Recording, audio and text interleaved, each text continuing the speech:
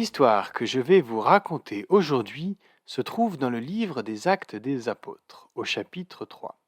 Nous sommes à Jérusalem et il est 3 heures de l'après-midi. Pierre et Jean se rendent au temple pour prier. Ils passent alors devant un homme boiteux de naissance. Cet homme est un peu particulier. Tous les jours, il fait la manche à l'entrée du temple, et les disciples l'ont sans doute déjà croisé à de nombreuses reprises. Sans doute aussi a-t-il déjà croisé Jésus par le passé, quand celui-ci allait au temple. Si nous parcourons le texte et que nous nous arrêtons sur le verset 10, nous pouvons voir que la foule, elle aussi, le connaît bien. Mais le texte, pourtant, ne le nomme pas. Il est réduit à son handicap. Il est à la fois connu et invisible. Il fait partie du décor, comme on dit parfois. C'est le boiteux de la porte appelée la Belle. Or ce jour n'est pas un jour comme les autres. En effet, l'homme adresse la parole aux disciples pour leur demander l'aumône. S'ensuit une discussion entre Pierre et cet homme.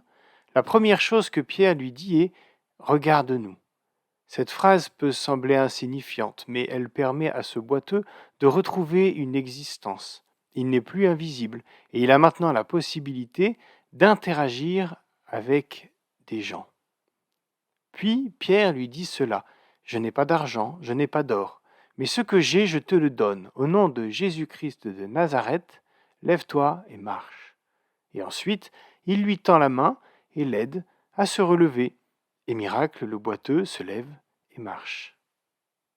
Il est parfois facile de nous cacher derrière nos manques de moyens pour ne pas aider l'autre en difficulté. En disant cela, je suis conscient qu'il n'est pas évident de proclamer une guérison avant qu'elle ait eu lieu. C'est pourtant le choix que Pierre fait dans ce texte. Et pourtant, le miracle n'est jamais systématique. Après tout, Jésus est déjà passé devant ce boiteux à plusieurs reprises, et il ne l'a jamais guéri. Le miracle n'est pas un médicament. Cet ancien boiteux a sans doute été très content de pouvoir marcher, mais plus tard, il est devenu vieux, il est tombé malade peut-être, et il a sans doute décédé. C'est le lot de tout humain. Dans la Bible, le miracle est avant tout un moyen de témoigner. En effet, à bien y regarder, les bénéficiaires de cette guérison sont aussi les passants. Toutes ces personnes qui reconnaissent cet ancien boiteux et qui deviennent tout à coup très réceptifs au discours que Pierre va faire par la suite. Alors repensons à cette histoire quand nous traversons des difficultés. Comment pouvons-nous transformer les problèmes de la vie en témoignages ?